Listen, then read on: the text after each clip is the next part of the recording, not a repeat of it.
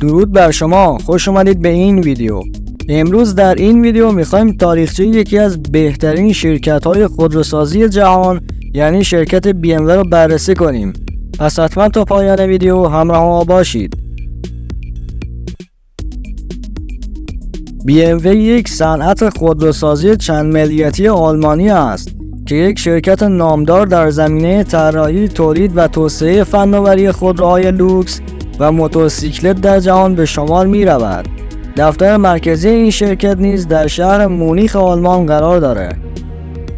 BMW برای اولین بار در سال 1916 میلادی توسط شخصی به نام فرانتس یوزف پوپ تأسیس شد و در ابتدا فقط برای تولید موتورهای هواگرد بود و تا پایان جنگ جهانی دوم یعنی در سال 1945 در همین زمینه فعالیت خودش رو ادامه داد. و اما تاریخچه BMW با شرکت موتورون ورکه آغاز میشه و در آوریل سال 1917 شخصی به نام کارل رپ شرکت خودش رو به دلیل دعوای نامعلوم ترک کرد و با روی کار آمدن مدیریت جدید اسم شرکت از موتورن ورکه به بایریش موتور تغییر یافت و اولین محصول این کارخانه موتور هواپیمای BMW A3 بود.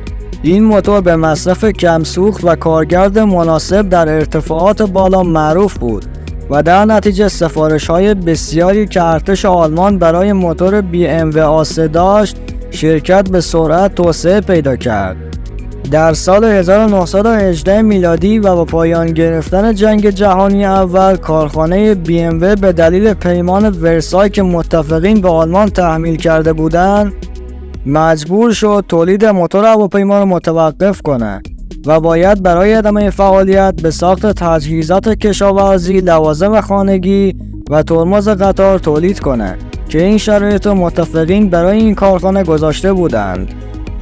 و اما در نهایت با کمرنگ‌تر شدن محدودیت‌های پیماننامه ورسای در سال 1923 میلادی BMW شروع به تولید موتورسیکلت مدل R32 کرد و بعداً BMW در سال 1928 با خرید کارخانه اتومبیل ورک اسنیچ وارد عرصه خودروسازی شد و تا سال 1939 و قبل از شروع جنگ جهانی دوم به تولید ماشین‌های مسابقه‌ای و ساخت موتور ادامه داد. با شروع جنگ جهانی دوم BMW دوباره به تولید موتور هواپیما برای نیرو هوایی آلمان روی آورد. در این دوره کارخانه از نیروهای کار اجباری مثل اسیران جنگی و زندانیان اردوگاه نیز استفاده می‌کرد. در دوره اواخر جنگ اکثر تأسیسات BMW توسط بمب‌افکن‌های آمریکایی و انگلیسی بمباران و نابود شده بود.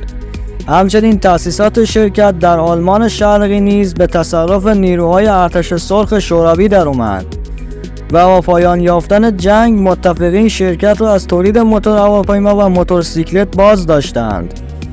در این دوره کارخانه با استفاده از تجهیزات باقی مانده به تولید قابلمه پرداخت و سپس به تولید دیگر تجهیزات آشپزخانه و دوچرخه نیز تولید کرد.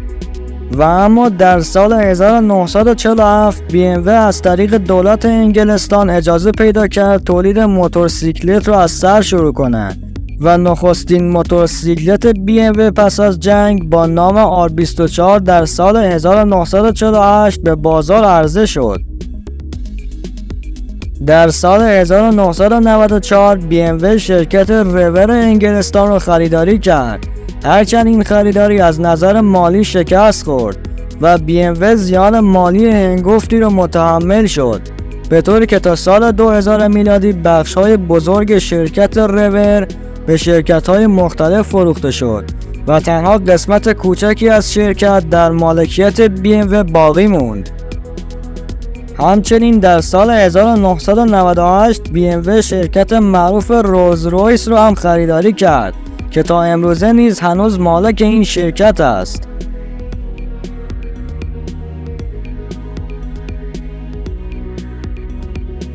در سال 2015 BMW با تولید بیش از 2,279,000 دستگاه وسیله نقلیه 12مین تولید کننده بزرگ خود را در جهان به شمار می رفت. این شرکت امروزه در کشورهای برزیل، چین، هند، آفریقای جنوبی، انگلستان و ایالات متحده آمریکا نیز کارخانه تولید خودرو دارد. و اما در آخر شاید جالب باشه بدانید نشان این کارخانه از شکل پره‌های در حال چرخش هواپیما الهام گرفته شده است. این نشان در سال 1929 میلادی مورد تایید این کارخانه قرار گرفت. و اما در آخر ممنون از اینکه تا پایان این ویدیو همراه بودید و برای حمایت از ما این ویدیو رو لایک کنید.